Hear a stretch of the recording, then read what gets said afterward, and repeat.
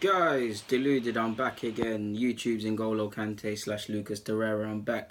Now, we know Arsenal, we're a special kind of club, and for the reason for us, historically, the reason for us not being Bayern Munich level, as a certain Ivan Glazida said, can be pinned, depending on how you look at it, at Kroenke. We know we're just essentially a collateral against his loans and just against any of his bank loans, and we're just used to make money for that man. Ivan Glazidas for empty promises, ultimately Wenger for everything on the sporting front. Um, Many people wanted them out, many people wanted someone else, or whatever in it. Wenger's gone. Pardon me, Glazides could go and join AC Milan. Usmanov, who the only person who could realistically have some sort of threat towards Ivan Glazides, Stan Kroenke's ownership, is said to be frustrated now and wants to sell his 30% shares in the club. I believe it's 30%. That's what the article said. He's given up. Now, we know he's in a tough position, a difficult position, tougher as I'd like to call it, because he clearly would like to spend money on this club and historically get us signings that make us more competitive and all these things. Whether he'll actually do it or it's just things the fans would like to hear to get us on his side is another thing. But let's just take him at face value based on what he said. He's tried to buy more shares in the club. He's made offers to which Stan Kroenke has rejected, all of them as recently as a few months ago. So quite rightly, you're going to be frustrated. Kroenke is the majority shareholder in the club company. Most people can make money off Arsenal and things, but they don't get a real say. It's a dictatorship, essentially. And he's frustrated with that because he's a football-loving man and he wants to improve the club or have a greater say, and he's being unallowed to do that. Apparently, he's been so frustrated with Kroenke's decision not to sell to him at any price that he's considering selling his own shares in the club, to which it'd be scary because if Kroenke buys it, he's got full ownership. I mean, if someone else buys it, I mean, I can't... If I'm honest and I'm a football-loving billionaire or entrepreneur or consortium, I'm not going to buy a share in Arsenal, bar the fact that I could make money and double my profit and have a good little income and maybe use my shares as collateral to get loans. If it's a sporting matter, like I want to take a club and improve the franchise, I'm not going to invest in Arsenal, purely because you can't invest substantially to the amount where you get to call the shots or get to make things happen, because Stan Kroenke is doing that. I don't care for all of this feel-good stuff. Yeah, it's nice that Arsenal are feeling good. We've addressed some sort of areas. There's a new manager and stuff like that. But I've always said you've got to strike the shepherd, not the sheep. And Stan Kroenke is one of that. I don't care how many times his son wants to come to the club and watch the games. I don't care how many times he claims he loves the club and things like that, because you're only there when we go to finals.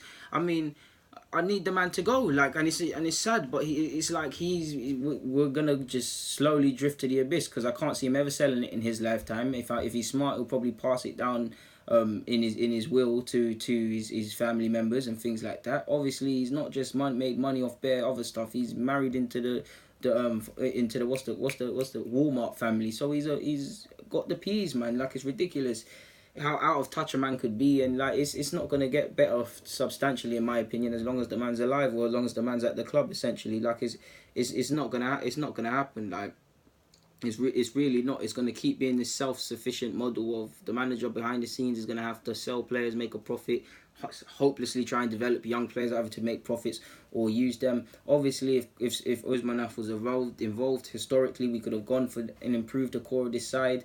We could have married the whole Arsenal thing of youth players with signing competent players, because we're not calling for us to be like Madrid. We're just simply calling for us to be competitive. I know in my ideal world, I'd love an ideal world where young players are promoted. We keep a lot of these young prospects and committed to bringing through a young player once every 2 years, but we have quality players in quality positions, like centre half, like in midfield, like up front. Them man, they are cool up front, but like on the flanks, historically, you get what I'm saying. We know we're just always going to be collateral for Stan Kroenke's numerous developments, because from a business proposition, his decision to invest in Arsenal was great. All of the previous shareholders sold their soul to the devil for their benefit. I know I see that Lady Barnwell is bitching on Twitter. You decided to do this.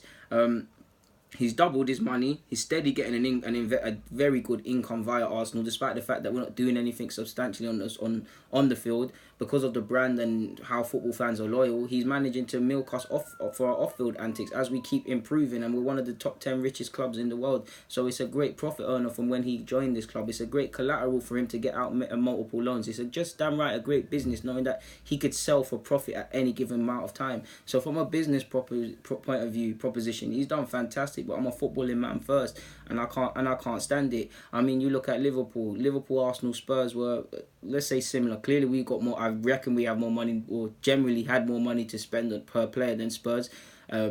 And Liverpool and us was kind of even to a degree. But these are the clubs I'm saying. I say them three because we're not like United. We ain't got the Glazers. Neither club has the Glazers. You ain't got unlimited money like the Abu Dhabi lot. Chelsea historically without Roman Abramovich. These clubs are kind of similar yet different, if you get what I'm saying. Liverpool's blown people out the water. Levy still saying Spurs got a sell to buy. And considering what Pochettino's done, what that squads have done, he's somewhat selling the fans short at this moment in time. If they bring in quality players, then cool. Arsenal, we brought in mediocre players, excluding Torreira at best, if we're honest. I hope he will do well, but we have to keep it 100, and that's why I'm deluded, because I'm the deluded gooner, because I don't pull any punches. And then you're seeing Liverpool. Historically, they had, okay, it's comical, they had Lambert and a lot of poor targets and signings. But for whatever reason, whether it's Edwards, the director of sorts, or whatever that gets the transfers done, or it's the FSG who's pouring the money in, they're getting competitive signings. They're still seeing young players like Joe Gomez, who was bought from Charlton. Trent Arnold's now come from the academy. Ben Woodburn hopefully gets chances. But then now the ambition that was lacking, that the fans were ambitious, but Liverpool fans were being sold short for many years prior to Klopp, is now being backed up. You're seeing 60 million to Fekir. You're seeing Fabinho, Keita, all of these men come in. Again, I'm not advocating just to spend money and stuff, but what I'm just simply saying is that that's the owners who want the club to excel in the sporting front will finally get it. We don't have that with Kroenke. And as long as Kroenke's alive, or at least with owns this football club, it will be nothing short of a miracle if we were to win a Champions League or the Prem, because it would all be off the players and the managers' back. There's no real backing from this owner. Of course, he gives funds and things like that, and he probably does more than I give him credit for. But for me, I don't want to say anything rude or offensive, despite the fact that he really makes me mad. But there'll be no love lost for Kroenke. Then the day he calls it a day at this club, it will feel somewhat to a degree like how people in Liverpool must have felt when a certain thing happened to Margaret Thatcher. I don't want to get into, but if you're old enough, or if you're into politics enough, you know what happened on the day a certain thing happened to Thatcher.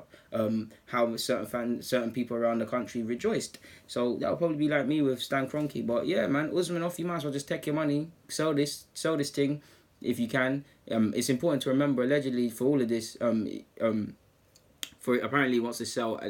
I don't believe he's actually his advisors have actually offered the club shares to anyone as of yet. But there's talks for this. It was on the Financial Times, and I mean I don't believe any news source is creditable, but you'd like to think you'd be more inclined to believe the Financial Times than some random 101greatgoals.com or whatever that website is that's always on Twitter. So yeah, we'll see what happens, man. It is what it is. But if I was him, I'd sell it, take my money, go and invest in a club that would allow you to do your thing and have the carrot of making them competitive if you've got money to blow like that. But yeah, man. Guys, deluded, get in the comments, subscribe and do the rest. I'm out. Thank you very much for watching.